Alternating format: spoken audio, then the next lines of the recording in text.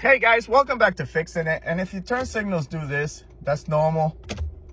But that one is really fast. That means one of your turn signal bulbs is out. So let's fix that. Okay, the back one is working. So it has to be the front one. Yeah, so we need to change that. All right guys, that's your bulb right there, but you can't get to it from the engine bay. So if you turn the wheel all the way out like that, you're able to reach a little access door in here.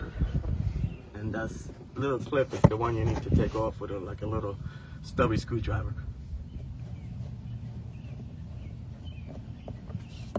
Once you get this out, you're able to pull this apart, and now you can access.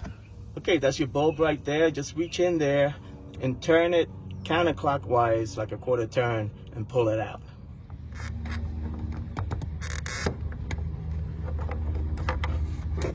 All right guys, this is your bulb. I had a hard time getting it out. They don't give you a lot of room in there to play with. I got small hands and I had a hard time. But you can always use one of these pliers to try to get in there, grab it and twist it, okay? This is your new bulb. The number is 2357A. And if you notice, these has like little tiny tabs on the side, okay? One is lower than the other. So pay attention when you take this out. You're gonna push this, turn it counterclockwise and pull it out, okay? So if you notice, the lower side goes on this side. You're gonna do the same thing for this. You're gonna put it in, push it, turn it clockwise, and you're done. All right, guys, see these tabs on this? This one's fatter than the rest of them, okay? That one is gonna go on top. You're just gonna put it in on top like that and then twist it clockwise to lock in place.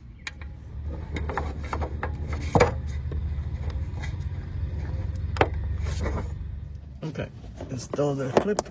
Make sure all the prongs go in there. Like that, push that in, that's it. We got lights. So I hope this video helped you out. Like and subscribe. Talk to you guys later.